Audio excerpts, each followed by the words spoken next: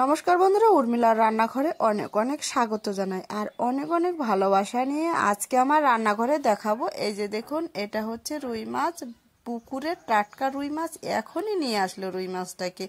আমি কিন্তু দেখুন হাতে কিন্তু ধরতে পারছিলাম না। এই যে দেখুন, রুই মাছটা এত 1.5 কিলোর উপরে ছিল রুই মাছটা। এই রুই মাছটা দিয়েই আজকে আমার রান্নাঘরে দেখাবো। ঘরোয়া, বাড়ির ঘরোয়া মশলা দিয়েই রান্না করব রুই মাছের মশলা কালিয়া। আর কিভাবে রান্না করছি পুরো ভিডিওটা দেখার জন্য আপনাদের কাছে কিন্তু অনুরোধ রইল। পুরো ভিডিওটা দেখার পর আপনারা কমেন্ট বক্সে জানাবেন যে রান্নাটা কেমন হয়েছে।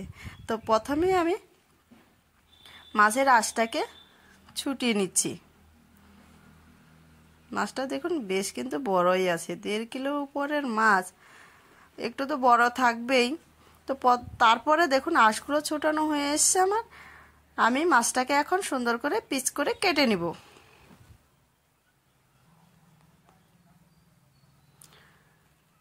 পুরো ভিডিওটা দেখার পর আপনাদের যদি ভালো লাগে তাহলে অবশ্যই সাবস্ক্রাইব, লাইক, কমেন্ট করে আপনারা পাশে থাকবেন। আর আমার চ্যানেলে যারা নতুন আছেন তারা হচ্ছে সাবস্ক্রাইব করে, লাইক করে পাশে থাকার সুযোগ করে দিবেন। দেখুন মাছগুলো কিন্তু আমি কেটে নিচ্ছি। মাছটা বড় আছে দেখে আমি মাঝখান থেকে আবার কেটে নিব মাছটাকে। দেখেছেন তো, মাছটা দেখেই মনে হচ্ছে কত টেস্টি হবে। এই মাছটা দিয়ে যে কোনো রেসিপি রান্না করলেও কিন্তু খেতে অসাধারণ লাগবে।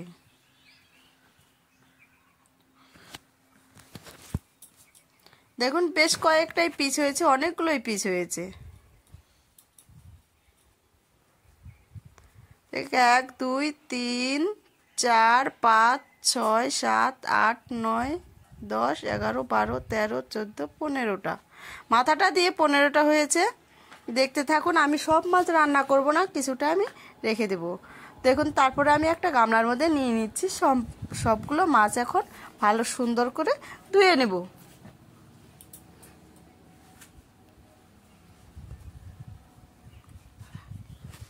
ধুয়ে নিচ্ছি এবার সুন্দর করে। এই দেখুন ধোয়া হয়ে গেছে। মাথাটা দেখাইনি, মাথা দিয়ে আরেকটা রেসিপি বানাবো।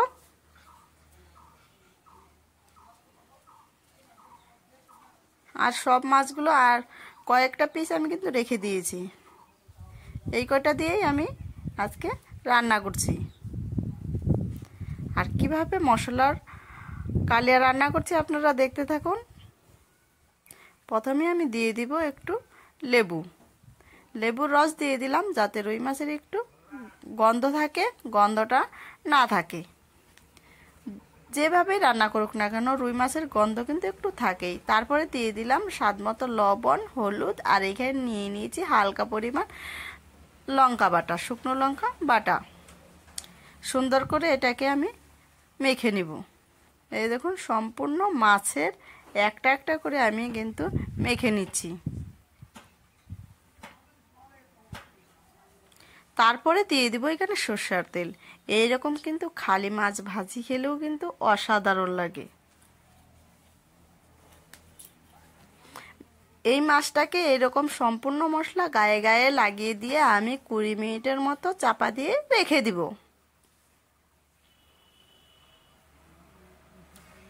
এই দেখুন 20 মিনিট পরে কিন্তু আমি উনুনটা জ্বালিয়ে দিলাম। জ্বালানোর পর আমি দেখুন এই যে কড়াইটাও কিন্তু বসিয়ে দিয়েছি। কড়াইয়ের মধ্যে দিয়ে দিব সরষের তেল। সরষের তেলটা দিয়ে সুন্দর করে আমি একটু নেড়ে চেড়ে দিচ্ছি। যখন তেল দিয়ে যখন ধোয়া উঠবে একটু, তখন আমি ওই যে মশলা দিয়ে মেখে রেখেছি ওই মাছগুলো দিয়ে দিচ্ছি 20 মিনিট পরে। সম্পূর্ণ মাছ দিয়ে দিব। তেলটা বেশ ভালোই দিয়েছি। এখন সম্পূর্ণ মাছ দিয়ে সুন্দর করে আমি ভেজে একটু নামিয়ে নিব। এই রেসিপিটা রান্না করতে গেলে একটু কড়া করে মাছ ভাজি করতে হবে। এই দেখুন বেশ কড়া করেই মাছটা আমি ভেজে নামিয়ে নিব।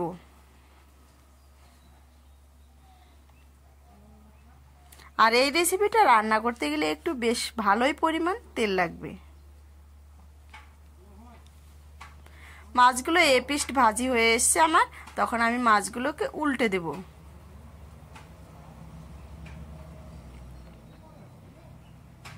দেখেছেন তো, বেশ কড়া করেই ভাজবো মাছটাকে।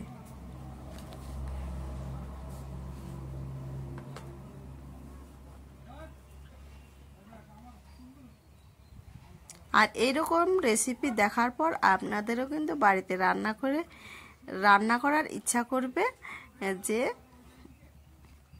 ভালো হয়েছে কিনা। তারপরে দেখুন মাছগুলো কিন্তু বেশ কড়া করে আমার ভাজি হয়ে এসে, এখন আমি এটাকে নামিয়ে নিচ্ছি।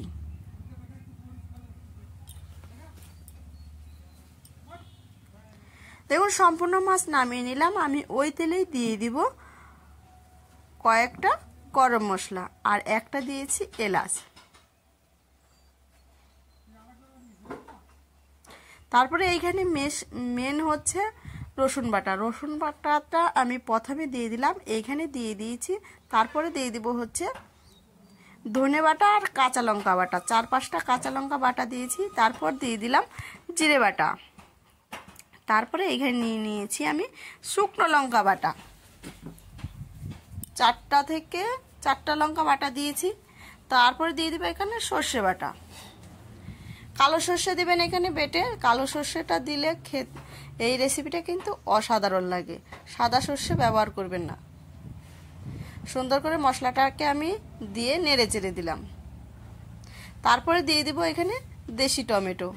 দেশি টমেটো পাটায় বেটে নিয়েছি। এই পাটায় বাটা মশলাটাকে আমি সুন্দর করে দিয়ে দিব। যতক্ষণ না আমার মশলা থেকে তেল ছেড়ে দিবে ততক্ষণ আমি এইভাবে করে একটু হালকা করে নেড়ে চেড়ে নিতে হবে। আর উনুনের আগুনটাকে কিন্তু সম্পূর্ণ অল্প আগুনে কিন্তু এটাকে ভাজতে হবে, না তো মশলা কিন্তু পুড়ে যাওয়ার সম্ভাবনা আছে। তারপরে দিয়ে দিব আমি এখানে লবণ আর হচ্ছে হলুদ। আপনারা স্বাদ মতো লবণটা দিবেন। দিয়ে দিব 2টা তেজপাতা। এই দেখুন মশলা থেকে প্রায় কিন্তু তেলটা কিন্তু ছেড়ে দিয়েছে। হালকা আজে মশলাটাকে ভাজতে হবে। তারপরে দেখুন এইখানে কিছুটা পরিমাণ গোলমরিচ বাটা দিয়েছি, দিয়ে আমি সুন্দর করে আবারও নেড়ে চেড়ে দেব। দেখেছেন তো মশলাটা কিন্তু ভাজার মধ্যেই কড়াইতে কিন্তু বেশ হালকা একটু লেগেও আসছে মশলাটা, তাতে কিন্তু বুঝতে হবে। এবার দিয়ে দেব জলটা দিয়েই আমি হালকা করে আবার নেড়ে চেড়ে দেব। কি দেখেছেন তো, বাড়ির ঘরোয়া টিপস দিয়েই কিন্তু আজকে বানিয়ে ফেলবো আমি মাছের কালিয়া, রুই মাছের। তো তারপরে দিয়ে দিলাম কয়েকটা কাঁচা লঙ্কা গোটা গোটা দিয়ে দিয়েছি। স্বাদ মতো যাদের ভালো লাগবে তারা এই রেসিপি লঙ্কাটা দিয়ে কিন্তু খেতে পারবে। তারপরে দিয়ে দিব এই দেখুন ভেজে রাখা মাছগুলো।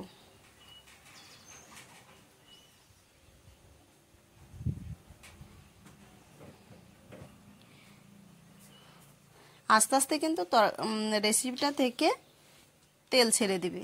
যত ঝোলটা ঘন হবে তখন দেখতে পাচ্ছেন তো যে তেলটা ছেড়ে দিয়ে এসছে, এই যে তেল ছেড়ে দিয়েছে আর কিন্তু ঘন হয়ে এসছে ঝোলটা।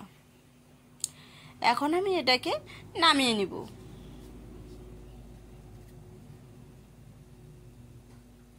নামিয়ে নিচ্ছি। অসাধারণ একটা সেন্ট বেরিয়ে এসছে। দেখেন তো কালারটা দেখে মনে হচ্ছে না কত সুন্দর একটা রেসিপি। এই রেসিপি রান্না করতে গেলে একটু তেলটা কিন্তু ভালোই বেশ পরিমাণ লাগবে, না হলে কিন্তু সরিষার একটা যে তিতো ভাব, ওই তিতো ভাবটা লাগবে না। বেশি তেল দিলে লাগবে না, আর কম তেল দিলে একটু তিতো ভাব লাগবে। এই দেখুন দেখাচ্ছি আপনাদের একটু নিয়ে। তাহলে এই ভিডিওটা দেখার পর আপনারা বাড়িতে অবশ্যই এইরকম ঘরোয়া টিপস দিয়েই বানিয়ে ফেলুন কালিয়া, দেখবেন অবশ্যই ভালো লাগবে। আর ভালো লাগলে অবশ্যই আপনারা কমেন্ট করে জানাবেন। আমি কালকে অন্য ভিডিও নিয়ে আসবো আপনাদের।